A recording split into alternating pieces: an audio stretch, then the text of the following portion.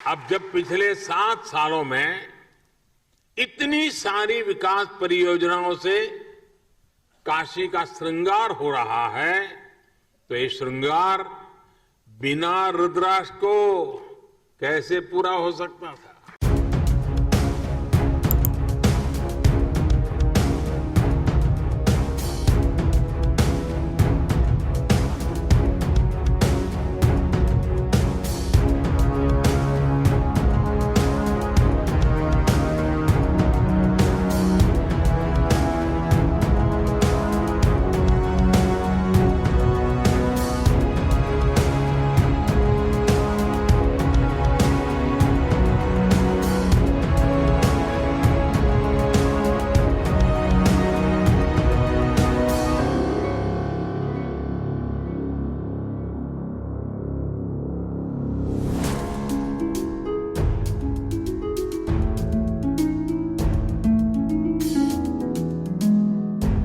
を訪れた日本の古都京都市と文化学術交流が続けられています。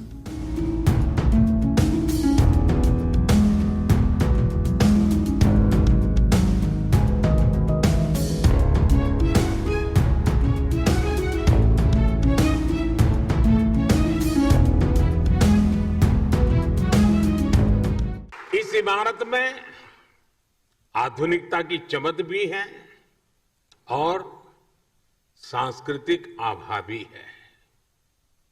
इसमें भारत जापान रिश्तों का कनेक्ट भी है और भविष्य के लिए अनेकों संभावनाओं का स्कोप भी है।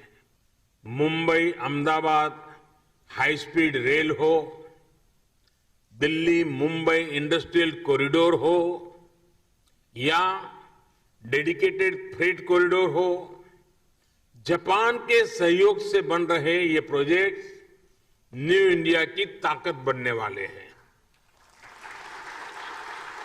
साथियों, भारत और जापान की सोच है कि हमारा विकास हमारे उल्लास के साथ जुड़ा होना चाहिए।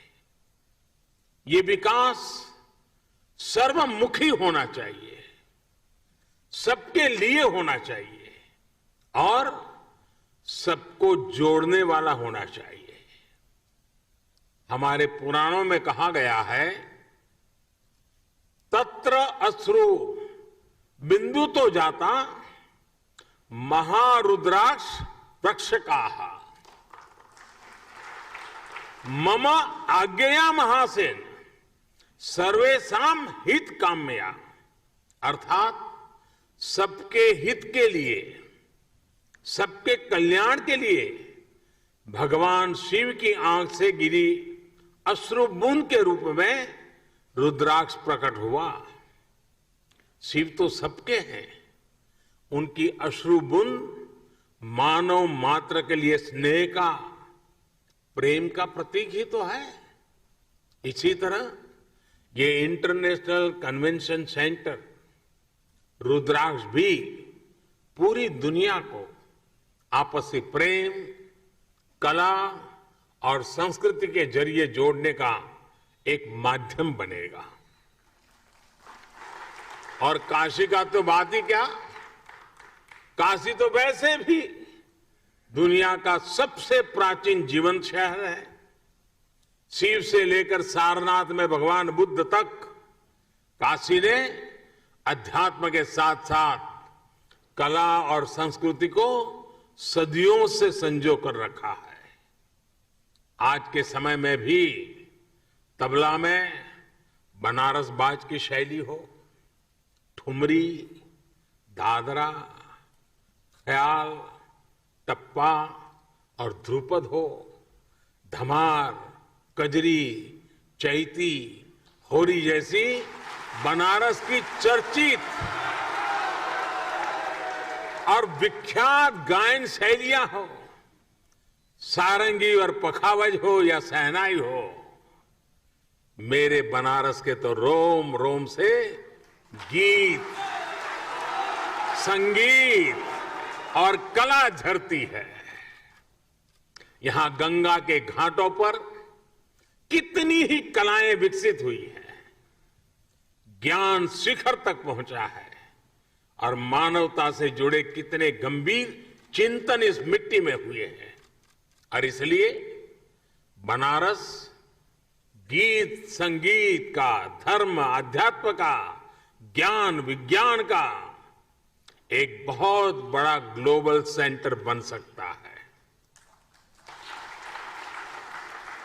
साथियों, बौद्धिक विमर्शों के लिए, बड़ी सेमिनार्स और कल्चरल इवेंट्स के लिए बनारस अपने आप में एक आइडियल लोकेशन है। देश विदेश से लोग यहां आना चाहते हैं, यहां रुकना चाहते हैं। ऐसे में अगर यहां इसी तरह की इवेंट्स के लिए सुविधा मिलेगी, इंफ्रास्ट्रक्चर होगा, तो स्वाभाविक है बड़ी संख्या में कला जगत के लोग बनारस को प्राथमिकता देंगे। रुद्राक्ष इन्हीं संभावनाओं को आने वाले दिनों में साकार करेगा। देश विदेश से कल्चरल एक्सचेंज का एक सेंटर बनेगा। उदाहरण के तौर पर बनारस में जो कवि सम्मेलन होते हैं, उनके फैन पूरे देश में और दुनिया में हैं। आने वाले समय में इन कवि सम्मेलनों को वैश्विक प्रारूप में इस सेंटर में आयोजित किया जा सकता है। यहां 1200 लोगों के बैठने की व्यवस्था के साथ सभागार और सम्मेलन केंद्र भी है, पार्किंग सुविधा भी है और दिव्यांगजन के लिए भी विशेष इंतजाम है। इसी तरह पिछले 6-7 सालों में बनारस के हैंडीक्राफ्ट और शिल्प को भी प्रमोट करने, मजबूत करने की दिशा में काफी काम हुआ है।